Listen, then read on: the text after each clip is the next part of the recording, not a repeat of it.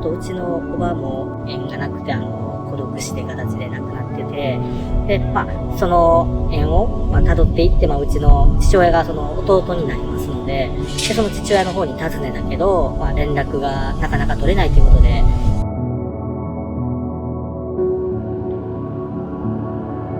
遺体引き取りを家族たちは拒否しているということで、一番末っ子に当たるんですけど、できたら遺体を引き取ってあげてほしいということをやったんです。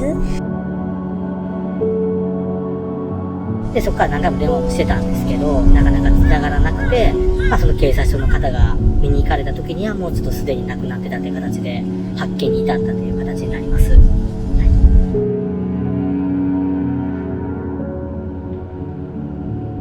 おばが見つかっての、今回の発見っていうのもありますし、実際に、こういうきっかけがなかったらおそらくもうちょっと遅れた状態で発見することもあったやろうし、夫は亡くなったのが2ヶ月も経ってるっていうのを、見たときに、これは姉のが後やなっていう分かって、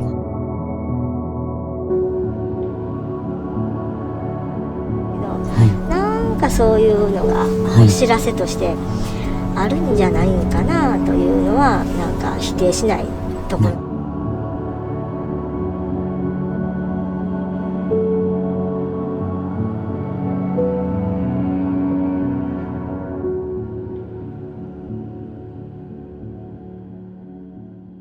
おはようございます。おはようございます。本日の現場はどういったところなんでしょうか。孤独死の現場の清掃と片付けに貸していただきます。依頼者さんは息子さんで、お父様が孤独死されたっていうんですよね。で、お父様の孤独死を発見したっていうのが警察なんですね。で、なぜ警察がそもそもね、このお父様のご自宅に来たかと言いますと、兄弟のお姉さんが同じ時期に孤独死されてるんですよ、これまた。で、こちらに身元引き受け人になってくれないかということでね、わざわざね、家まで警察の方が数人で来られたらしいんですよ。で、実際ね、トントントンってやってもね、ピンポンしても出られない。何かおかしいということで。で、ドアポストのあたりからね、異臭がするっていうんですよね。警察の方曰くなんですけどね。で、これおかしいぞということで、警察が中に入られたら、孤独死されてたんですよ、お父様が。おはようございます。おはようございます。関西クリーンサービス近藤です。お世話になります。お世話になります。本日はよろしくお願いいたします。お願いします。で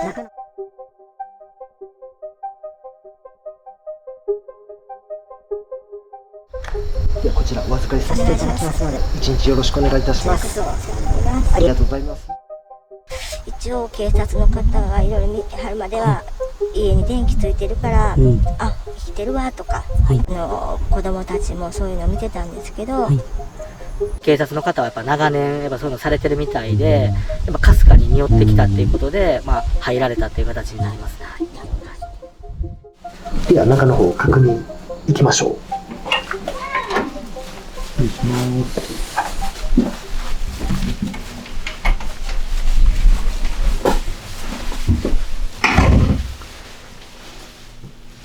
孤独死されて、2ヶ月ぐらいという期間が経ってるんですけども、やはり扉を開けて中に入ると強烈な死臭、腐敗臭ですね。やはり強いですよね。中の臓器とかがもうほぼほぼもう溶けてなくなってるっていう状態やったので、その死因を特定するっていうところまでは至らなかったんですけど、ではもう奥から参りましょう。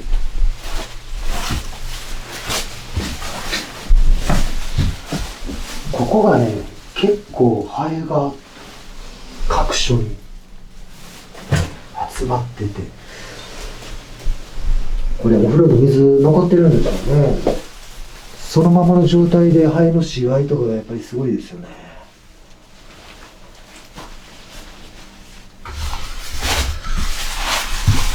正面が入ってすぐの和室ですね。ここが寝室になるんですかね。布団を敷いてですね、おそらくここで毎日寝てたんだと思いますね。ただここで亡くなったわけではないんですね。で、最後紹介する奥の、キッチン、リビングフロアでお亡くなりになられているってことなんですけど。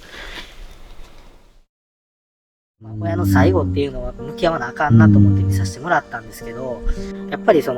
ぱなかなか見るものじゃないなっていうのと、最後はもう僕らもちょっと喧嘩して出てきた形にはなるんですけど、やっぱ最後ちょっと申し訳なかったなっていう気持ちもやっぱありますね。はい。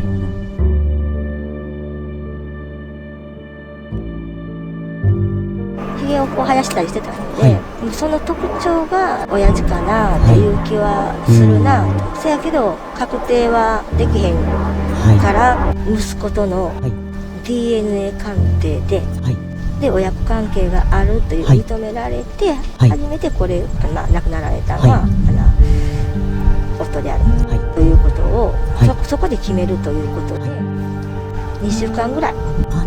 かりましたね。じゃあそのまま2階に参りましょう。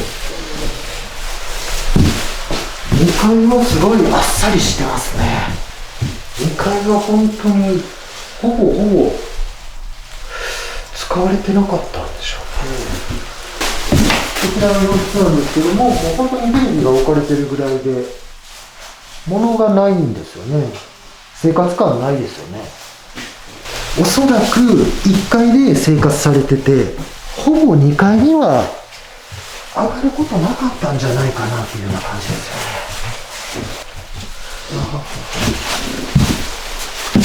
結構やっぱりこういうふうに肺がやっぱりすごいですよね。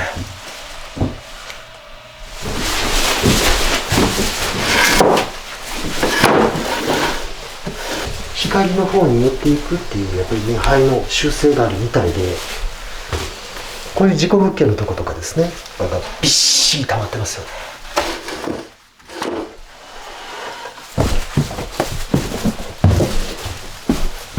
でこちらが、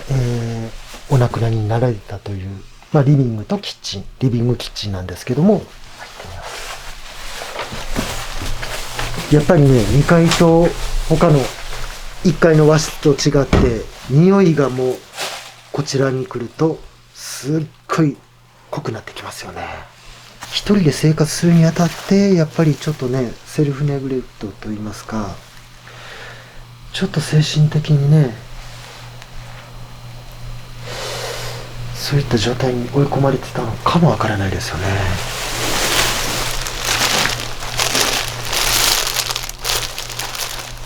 これも全部タバコの吸い殻ですよね。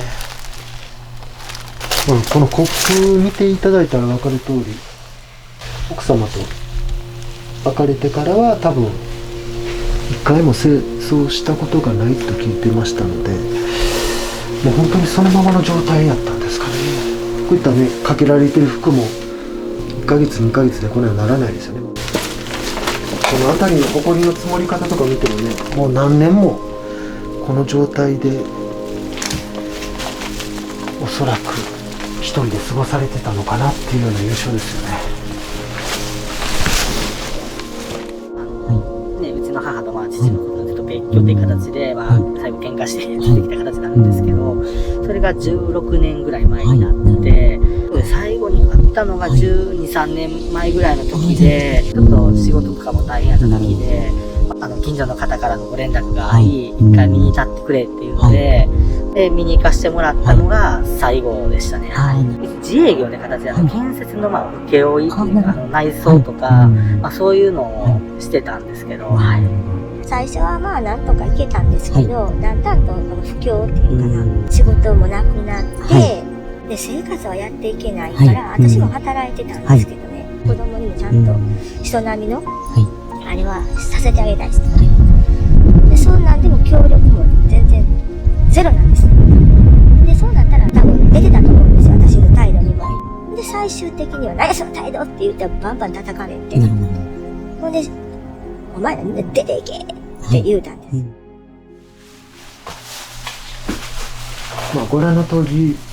キッチンのこちらでお亡くなりになったということですよね。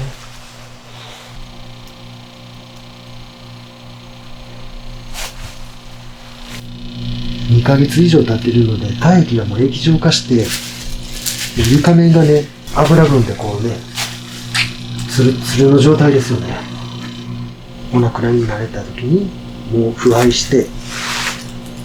もう本当にね、原型とどめない形でドロドロになっていて、どうしてもこういうね、ご遺体引き上げられた際に頭髪ですよね、ぬるっともうこうそのままの状態になりますね。これも袋には入れてるんですけど、多分もう自分で捨てることも難しくなってたんでしょうかね。お亡くなりになれる寸前っていうのは。ちょうどこの大気が広がってるあたりのこの空き缶もすごいですよね。ああ、これも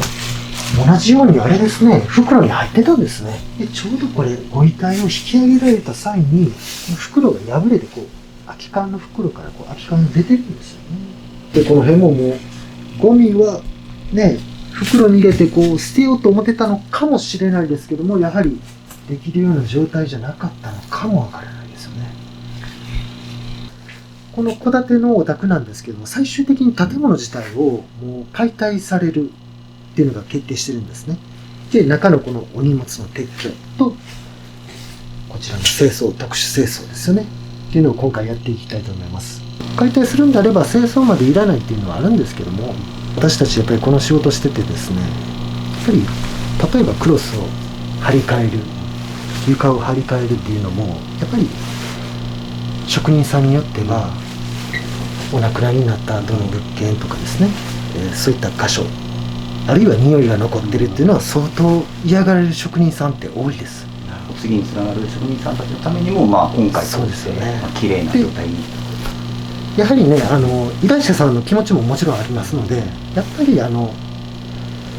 魂を収めるわけではないですけども、綺麗にしてお客様に最後ご返却するっていうのがやっぱりね、私たちの使命になりますので。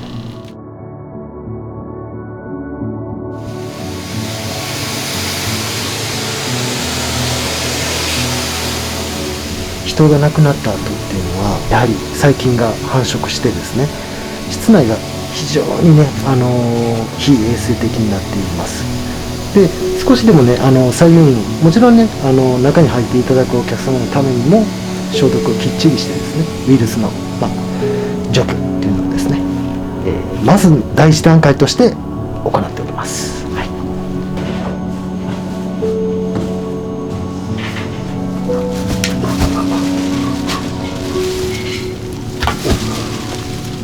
僕もどうしてもね、この年になって結婚して子供が生まれてってなってきたので、やっぱり子供からしたらたった一人のおじいちゃんにはなるので、親が喧嘩してて会えないっていうのは僕も、ね、実際に父親の家系にはそういう状況があったので、やっぱりそれは自分の子供にもさせたくないっていうのがあって、ちょっともうちょっと早く自分が行動を起こせてたら、ね、こういう結末で別れにはならんかったなっていうのはありますね。墓場までこの十字架を背負っていくっていう言い方してましたから、親をこういう死なせ方をしてしまった。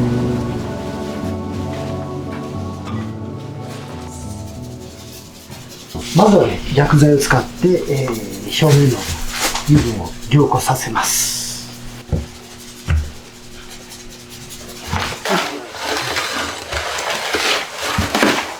ちょっとね、画面では分かりづらいか分からないんですけど、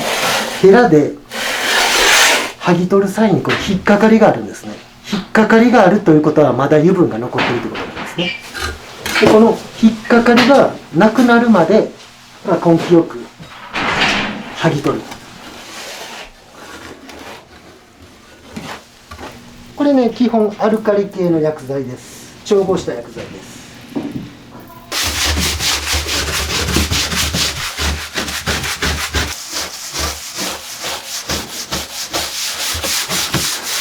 一旦ね、アルカリ系の薬剤で表面を磨きました。これ木なんですね。木なんで拭いちゃうとせっかく浮き出た汚れっていうのがまた浸透してしまうんですね。拭くんではなく固めます。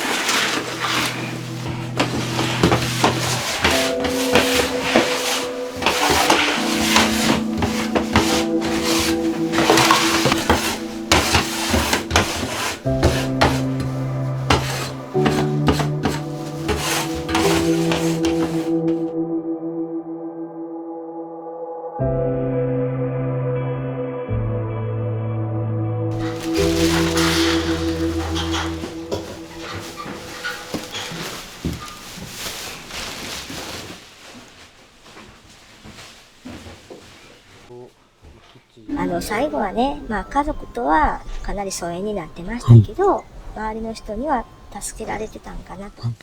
で、やっぱり周りの方も私にね、ごめんねって、ここまで中まで見れなかったごめんねって言ってくれはったんです。いや、そこまではもうね、当然ですって言って、気の毒な亡くなり方はしたなと思っているけど、あなたの考え方もうちょっと変わってたら、あなたはこういう亡くなり方しなくて済んだんじゃないのかなと思います。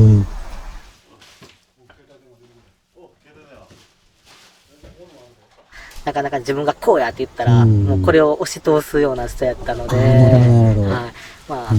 い。僕らが一緒に住んでた時はそうやったんですけど、さっきも話聞いてたら町内会の清掃にはしっかり参加していたって話も聞いてたので、この僕らが出た後の16年間で、父は父なりに変わってくれたのかなとは思いますけど、一番最初見に来ていただいた時に発見はしていただいたんですけど、最後送り出す時に、もしあればと思ったのが、よく帽子をかぶってる人やったので、で、その帽子も僕らがね、多分小学校ぐらいに誕生日で渡した帽子を、多分つばの前がボロボロになってても、それをなんか持ってる人やったので、最後その帽子を入れてやれたらっていうことで、一緒に入れさせてもらって、写真はちょっと残させてもらってるんですけど。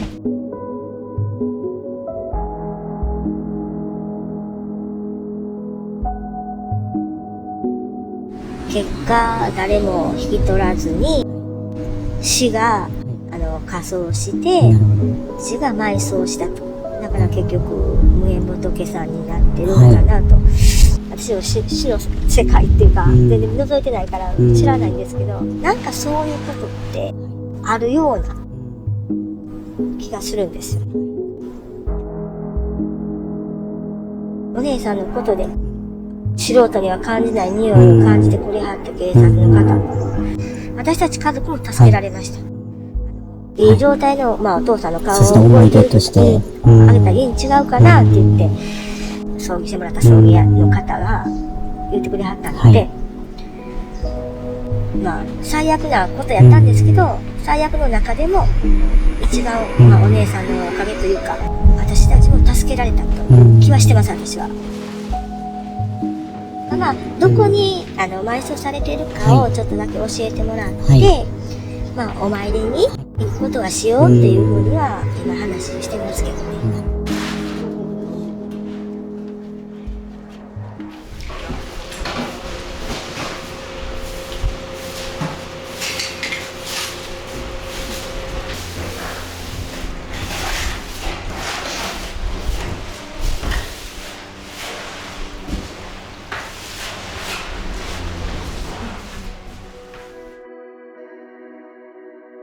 特殊清掃ですね。床面の清掃とお片付け、遺品整理、すべてですね、丸々1日かけて終わりました。で、遺品整理に関してなんですけども、しっかりとですね、依頼者様ご要望があった権利書とかですね、印鑑通帳とかですね、例えばお金に関するものとかですね、そういった書類とかね、全部見つけ出すことできまして、確認いただきました。ありがとうございます。で、息子様、依頼者の息子さんとお話しする機会があったんですけども、発見が遅れて、やはり最終的にこういった悲しいことが起きてしまって、すごい悔いが残るということでお聞きしています。私たちも日々、チャンネル更新してですね、孤独死防止取り組んでいます。こういった作業、特殊清掃をやっているということを皆さんに、この事実をですね、発信し続けたいと思います。皆様、チャンネル登録していただきましたら非常に幸いです。頑張っていきますのでよろしくお願いいたします。ありがとうございます。